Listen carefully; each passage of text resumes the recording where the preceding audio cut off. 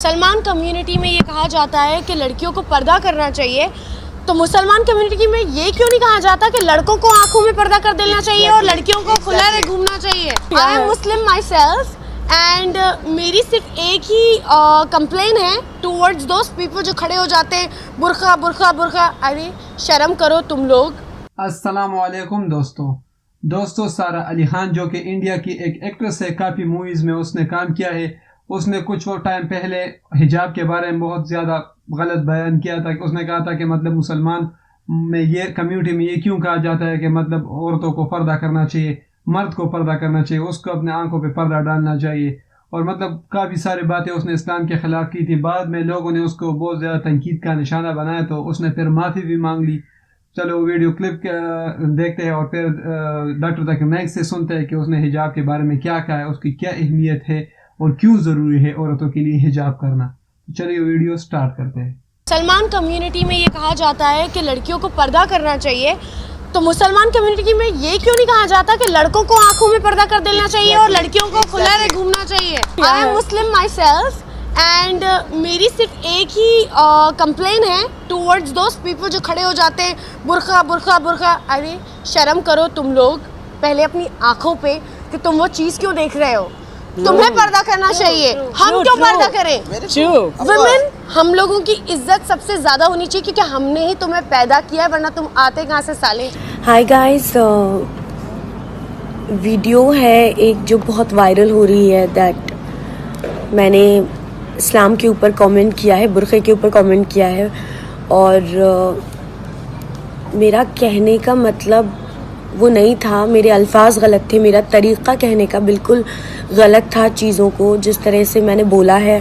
اور میں کوئی نہیں ہوتی کسی بھی ریلیجن کے لیے آواز اٹھانے والی یا اس کے اوپر پوائنٹ آؤٹ کرنے والی. اس کے لیے میں بہت بہت معافی مانگتی ہوں ٹو آل دا مسلمس جنہوں نے بھی جن کے بھی ایموشنز کو میں نے ہرٹ کیا ہے، اور جو بھی میں نے باتیں کہی ہیں میرا وہ بالکل مطلب نہیں تھا. آئی ایم ایکسٹریملی سوری اینڈ بس یہی کہنا چاہوں گی دیٹ غلطی انسان سے ہی ہوتی ہے، and I am a human, اور مجھ سے بہت بہت بڑی غلطی ہوئی ہے. So I just want to apologise for that and I am extremely sorry. کہ اسلام خواتین کو اپنے حقوق نہیں دیتا، اسی لیے اسے حجاب میں رکھتا ہے. اسلام ڈیگریڈز وومن، اسلام خواتین کے حقوق نہیں دیتا، اسی لیے اسے حجاب میں رکھتا ہے اور اس کے اوپر ظلم کرتا ہے. اس جواب کے پہلے ہم یہ سمجھ لیں کہ تاریخ میں ہم پڑھیں گے خواتین کے ساتھ کیا سلوک کیا گیا ہے، وہ ہم جان لیں، پھر ہم جواب پہ آئیں گے. اگر آپ بیبلونین کی تاریخ پڑھیں گے، ہسٹری آف بیبلونین سویلائزیشن، اس میں یہ لکھا ہے کہ جب بھی کوئی مرد قتل کرتا تھا اس کو سزا ملنے کے بدلے اس کی بیوی کو سزا ملتی تھی. اگر آپ گریک سویلائزیشن پڑھیں گے، اس میں ایک خاتون تھی جس کا نام تھا پینڈورا، ایک امیجنری وومن تھی پینڈورا، جو گریک لوگ کہتے تھے اس کے وجہ سے ساری مشکلات جو دنیا میں ہیں وہ اس خاتون کی وجہ سے ہے. ان کا ایک تصور تھا جو غلط تھا. اور اس گریک سویلائزیشن میں خاتون کی عزت ہی نہیں تھی، ویشیا پنا کافی کامن تھا، عام تھا. اگر آپ رومن سویلائزیشن پڑھیں گے اس کے اندر بھی nudity and prostitution was very common, ننگا پن اور ویشیا پنا بہت عام تھا.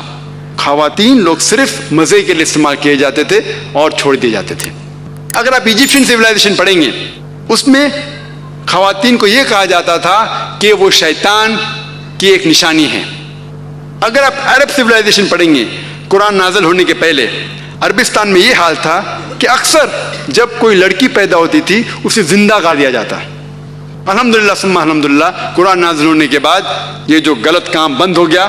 افسوس کی بات ہے کہ اپنے ہندوستان میں اب تک ہے.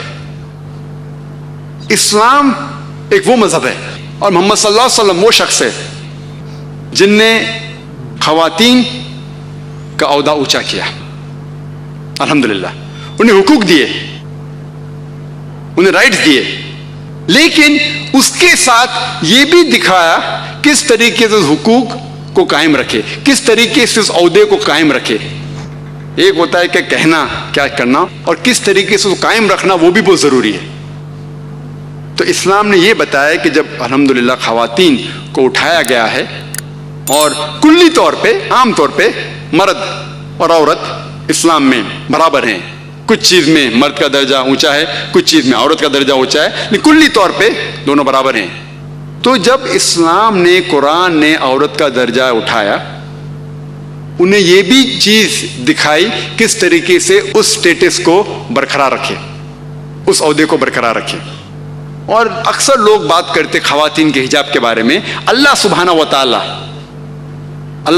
تعالی قرآن مجید میں پہلے مرد کے حجاب کے بارے میں ذکر کرتے, پھر عورت کے.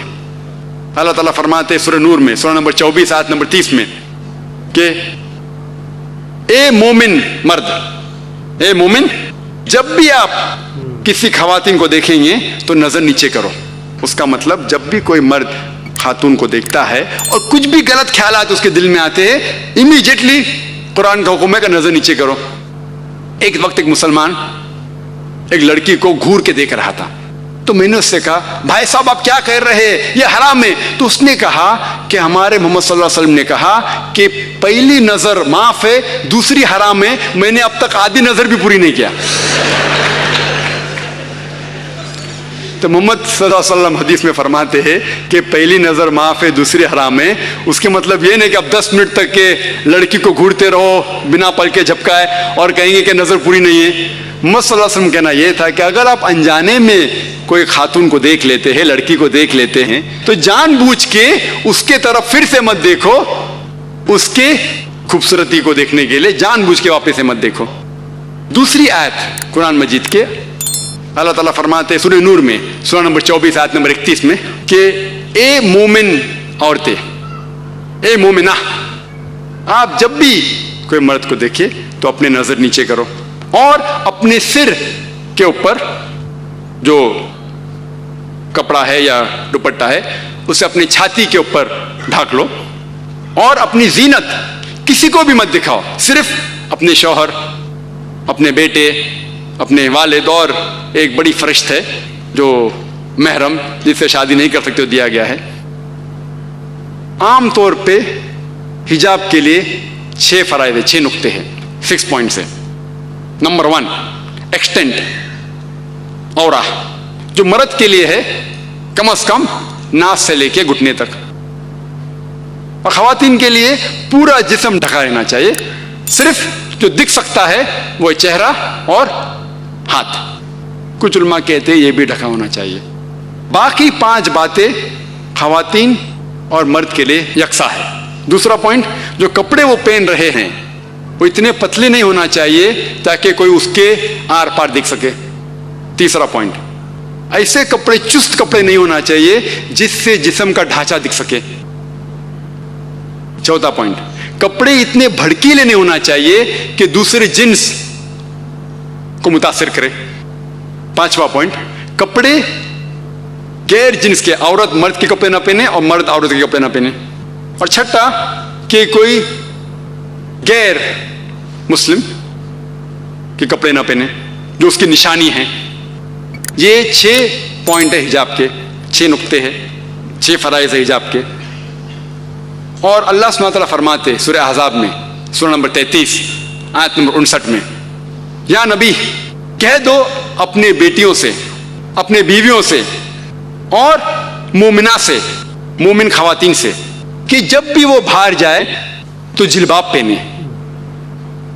اپنے آپ پہ اوڑھ لے جلباب, تاکہ لوگ انہیں پہچان سکے اور انہیں پریشان نہ کرے. People will not molest them, کہ لوگ انہیں پہچانے اور ان کی عزت سے نہ کھیلے. مثال کے طور پہ اگر دلی کے سڑک پہ مثال کے طور پہ 2 جڑواں بہن جو بہت خوبصورت ہے, ہو بہو خوبصورت ہے, بہت خوبصورت ہے, 2 جڑواں بہن چل رہے ہیں دلی کے سڑک پہ. ایک جڑواں بہن پہنی ہوئے اسلامک لباس, پورا جسم ڈھکا ہوا, صرف چہرہ اور ہاتھ دکھ رہا ہے. اور دوسری بہن پہنی ہوئی مغربی لباس, منی اسکرٹس یا شارٹ, مغربی لباس تو منی اسکرٹس یا شارٹس, जो तन को कम ढक रहा है और दिखा रहा है ज्यादा, और दोनों जुड़वा बहन अगर दिल्ली के सड़क कनॉट प्लेस अगर वहां चल रहे हैं और सड़क के कोने पे किनारे पे एक लफंगा ठहरा हुआ है लड़की को छेड़ने के लिए, मेरा यह सवाल है कि वो लफंगा किसको छेड़ेगा? वो बहन को जो इस्लामिक लिबास पहनी हुई है, हिजाब पहनी हुई, क्या वो बहन जो मगरिबी लिबास पहनी हुई है किसको छेड़ेगा? जो मगरिबी। दोस्तों आप लोगों ने देखा किस तरह डॉक्टर जाकिर नाइक ने एक्सप्लेन किया कि हिजाब के बारे में इस्लाम में क्या हुक्म है, किस तरह हिजाब करना चाहिए, इसके फ़ायदे क्या है और हिजाब ना करने के नुकसानात क्या है। तो दोस्तों अगर आपको ये वीडियो अच्छी लगी है तो इस वीडियो को लाइक करें, इसे शेयर करें और हमारे चैनल को सब्सक्राइब करें।